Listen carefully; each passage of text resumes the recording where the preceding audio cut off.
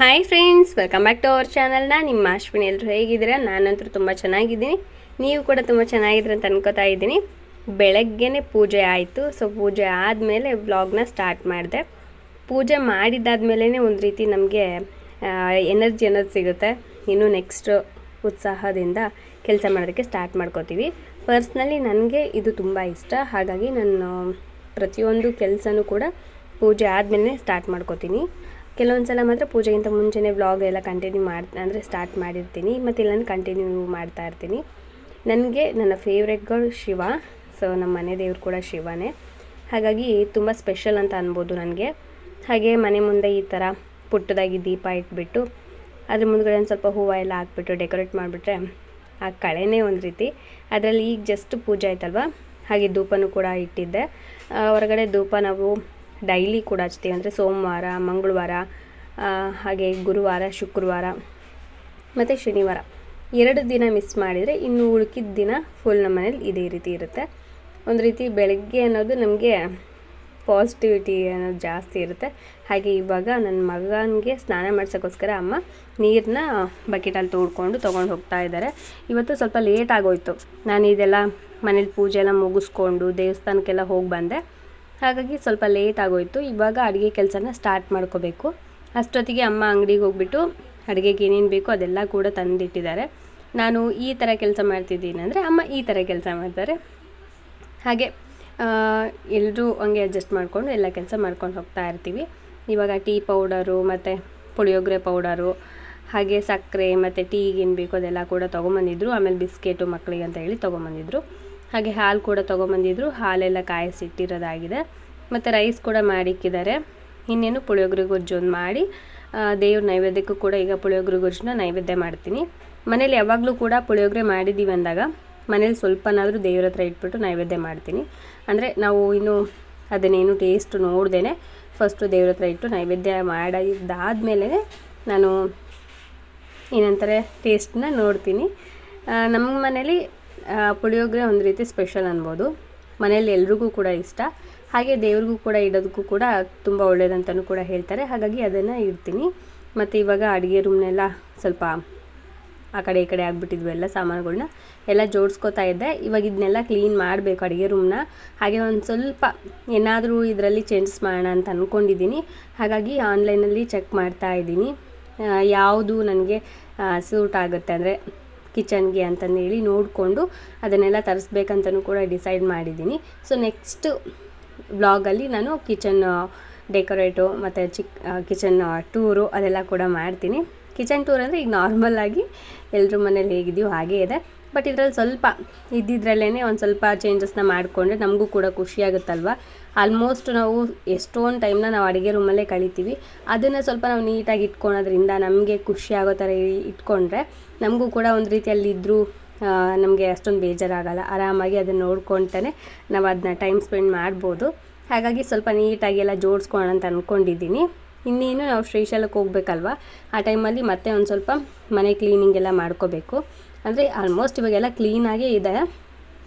ಆದರೂ ಕೂಡ ಮನಸ್ಸಿಗೆ ಒಂದು ರೀತಿ ಸಮಾಧಾನ ಇರೋದಿಲ್ವಲ್ಲ, ಕ್ಲೀನ್ ಮಾಡ್ಕೊಳ್ಲೇಬೇಕು ಅನ್ನೋದೊಂದು ಮೈಂಡಲ್ಲಿ ಕುತ್ಕೊಂಡ್ಬಿಡುತ್ತೆ. ಹಾಗಾಗಿ ಕ್ಲೀನ್ ಮಾಡ್ಕೋತೀನಿ.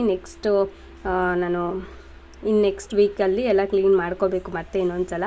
ಹಾಗೆ ಇವಾಗ ಸಾಸಿವೆ, ಜೀರಿಗೆ ಅದೆಲ್ಲ ತೊಗೊಂಬಂದಿಟ್ಟಿದ್ರು ನಮ್ಮ ಮನೆಯವರು.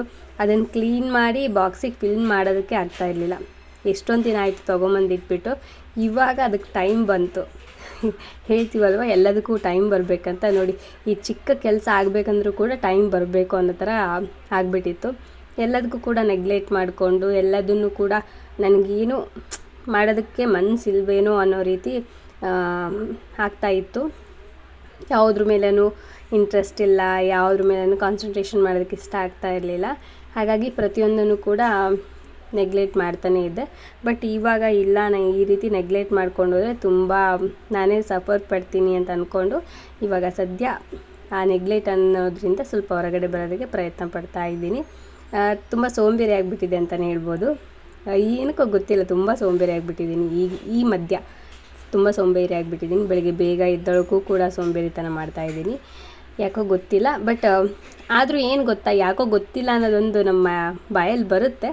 ಆದರೂ ಅದು ನಮಗೆ ಗೊತ್ತಿರುತ್ತೆ ನಾವು ಸೋಂಬೇರಿತನ ಮಾಡ್ತಿದ್ದೀವಿ, ನೆಗ್ಲೆಕ್ಟ್ ಮಾಡ್ತಾಯಿದ್ದೀವಿ ಅಂತ. ಅದರಿಂದ ಹೊರಗೆ ಬರಬೇಕಂದ್ರೆ ನಾವೇ ಟ್ರೈ ಮಾಡಬೇಕು ಅಲ್ವಾ. ಮೊದಲಿಗೆ ನಾನು ಬೆಳಗ್ಗೆ ಬೇಗ ಎದ್ಬಿಟ್ಟು ಎಲ್ಲ ಕೆಲಸ ಮಾಡ್ಕೋತಾ ಇದ್ದೆ. ಇವಾಗ ಬೇಗ ಎದ್ದೋಳಕ್ಕೂ ಕೂಡ ಆಗ್ತಾಯಿಲ್ಲ. ಏನಕ್ಕೋ ನೋಡಿ ಮತ್ತೆ ಅದೇ ಬಂತು. ಇನ್ಮೇಲೆ ಆ ಥರ ಮಾಡಬಾರ್ದು, ಬೇಗ ಎದ್ದೇಳಬೇಕು. ಏನು ಫಸ್ಟಿಗೆಲ್ಲ ಇತ್ತು ನನ್ನ ರುಟೀನು, ಅದನ್ನು ನೀಟಾಗಿ ಮಾಡ್ಕೊಂಡು ಹೋಗೋಣ ಅಂತ ಅಂದ್ಕೊಂಡಿದ್ದೀನಿ. ಸಾಧ್ಯವಾದಷ್ಟು ಎಲ್ಲದೂ ಕೂಡ ನಾನು ನೀಟಾಗಿ ಮಾಡ್ಕೊಂಡು ಹೋಗೋಕ್ಕೆ ಪ್ರಯತ್ನ ಪಡ್ತಾಯಿದ್ದೀನಿ. So next early morning routine ಪ್ರತಿಯೊಂದು ಕೂಡ ಶೇರ್ ಮಾಡ್ತಾ ಹೋಗ್ತೀನಿ. ಹಾಗೆ ನಿಮಗೆ ಯಾವ ರೀತಿ ವ್ಲಾಗ್ಸ್ ಬೇಕನ್ನೋದನ್ನು ಕೂಡ ನನಗೆ ಸಜೆಸ್ಟ್ ಮಾಡಿ. ಯಾಕಂದರೆ ತುಂಬ ಕನ್ಫ್ಯೂಸ್ ಆಗಿಬಿಟ್ಟಿದ್ದೀನಿ. ನಾನು ಏನು ಮಾಡಬೇಕಂತನೂ ಕೂಡ ಗೊತ್ತಾಗ್ತಾ ಇಲ್ಲ.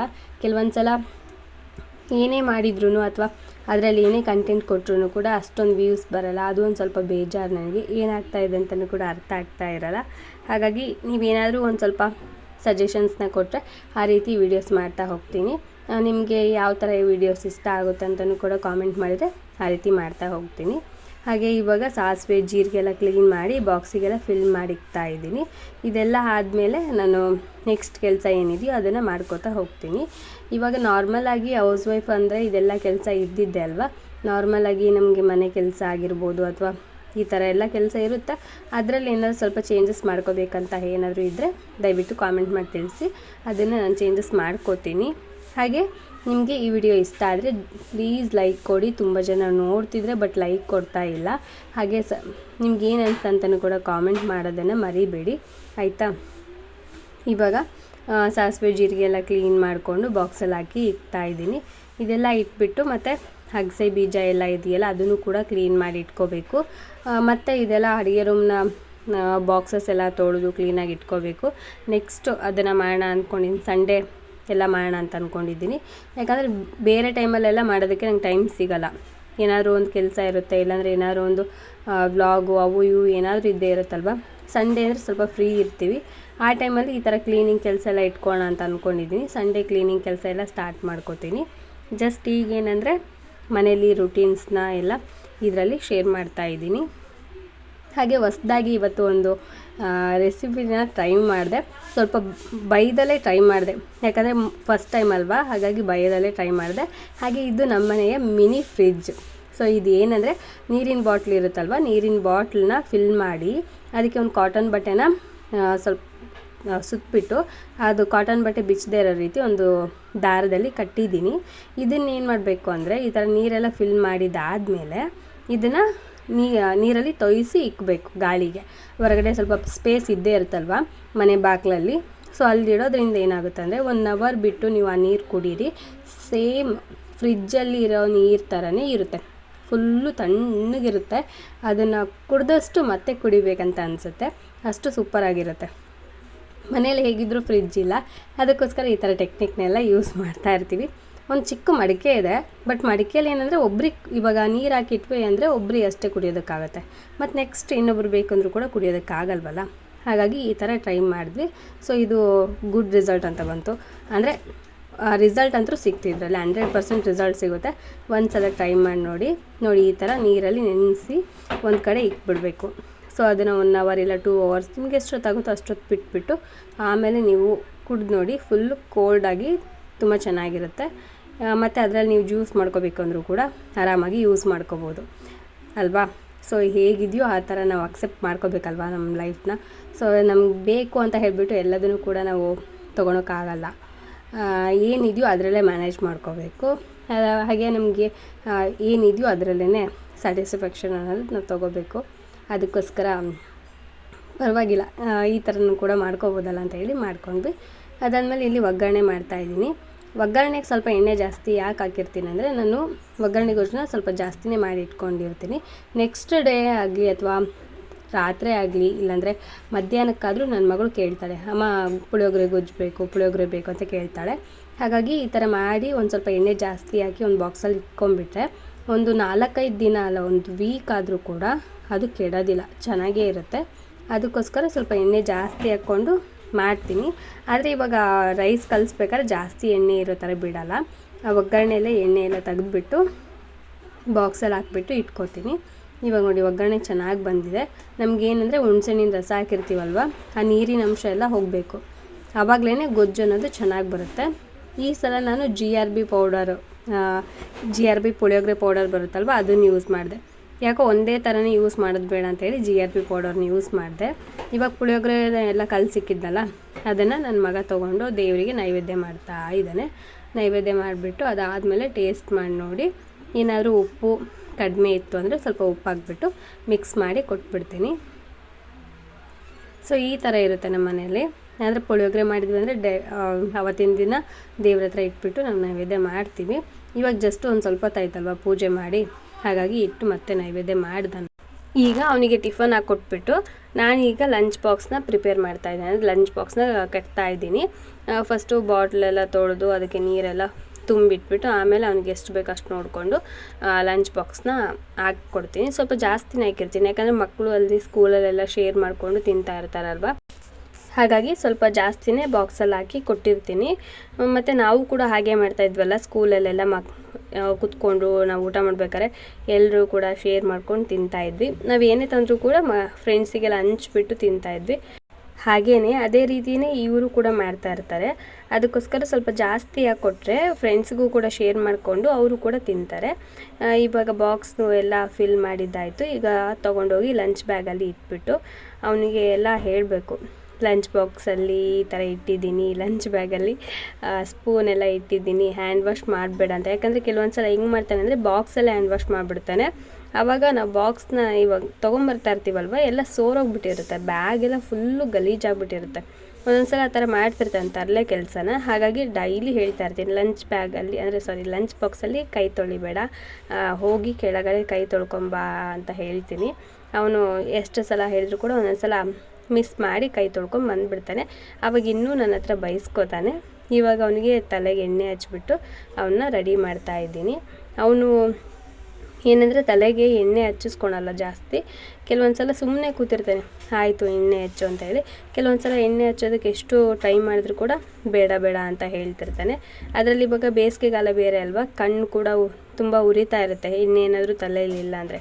ಅದಕ್ಕೋಸ್ಕರ ಎಣ್ಣೆನ ನೀಟಾಗಿ ಮತ್ತು ಜಾಸ್ತಿನೇ ತಲೆ ಮೇಲೆ ಎಣ್ಣೆ ಹಚ್ಬಿಟ್ಟು ಕಳಿಸ್ತೀನಿ.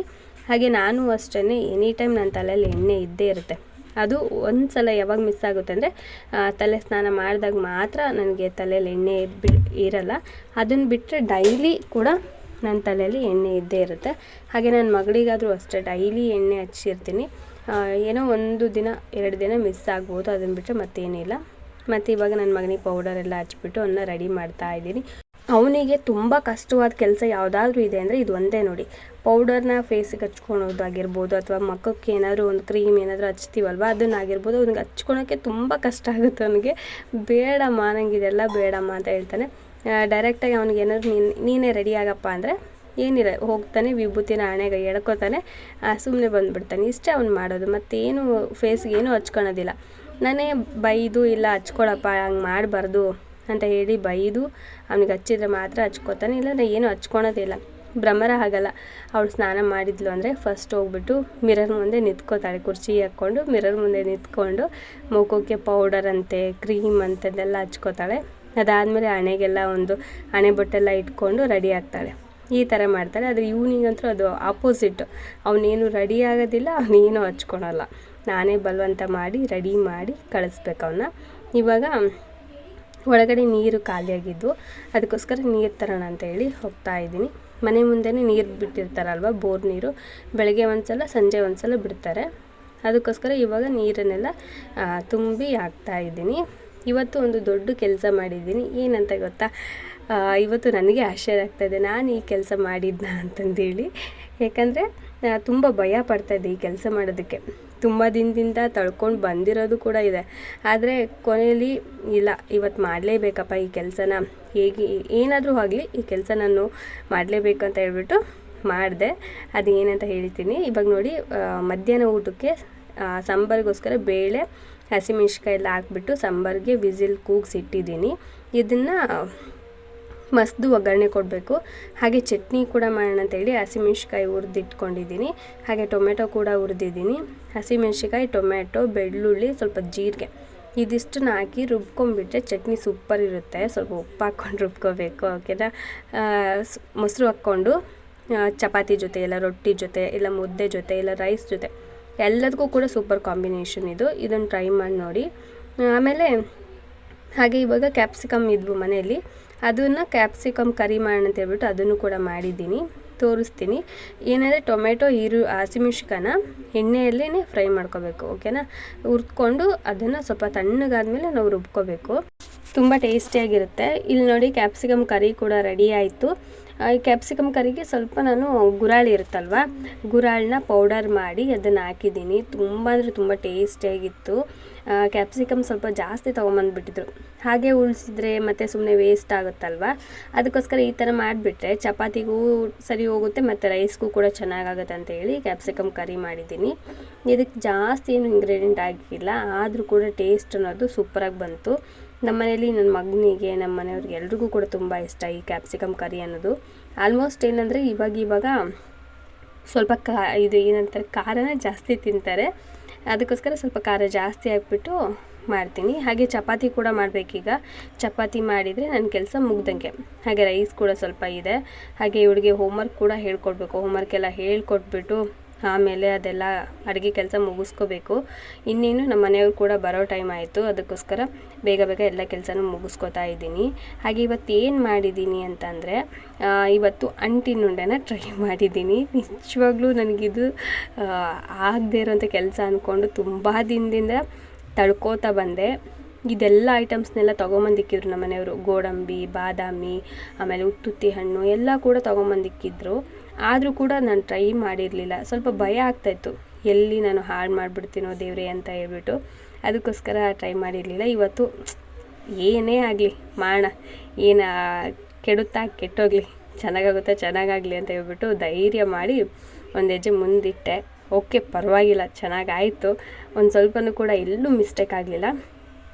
ಅದಕ್ಕೋಸ್ಕರ ನಾನು ಪೂರ್ತಿಯಾಗಿ ವೀಡಿಯೋ ಮಾಡೋಕ್ಕಾಗಲಿಲ್ಲ, ಅಕಸ್ಮಾತ್ ಕೆಟ್ಟೋದ್ರೆ ನೀವು ಬೈತೀರಲ್ವಾ, ಅದಕ್ಕೋಸ್ಕರ ಫೈನಲಿ ಚೆನ್ನಾಗಿ ಬಂತು. ವೀಡಿಯೋ ಮಾಡಬೇಕಿತ್ತಲ್ವಾ ಅಂತ ಅನ್ನಿಸ್ತು, ಆದರೂ ಕೂಡ ವಿಡಿಯೋ ರೆಕಾರ್ಡಿಂಗ್ ಆಗಿರಲಿಲ್ಲ, ಅದಕ್ಕೋಸ್ಕರ ಪೋಸ್ಟ್ ಮಾಡಿಲ್ಲ.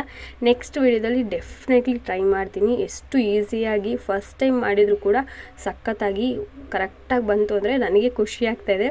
ಫಸ್ಟ್ ಅಟೆಂಪ್ಟಲ್ಲಿ ನನಗೆ ಸಕ್ಸಸ್ ಸಿಕ್ಕಿದ್ದು ಇದರಿಂದ ಐ ಆಮ್ ಹ್ಯಾಪಿ ಅಂತ ಹೇಳ್ಬೋದು. ಸೊ ಇಷ್ಟು ಫ್ರೆಂಡ್ಸ್ ಇವತ್ತಿನ ವಿಡಿಯೋ. ನಿಮಗೆ ಈ ವಿಡಿಯೋ ಇಷ್ಟ ಆಗಿದ್ದರೆ ಒಂದು ಲೈಕ್ ಮಾಡಿ.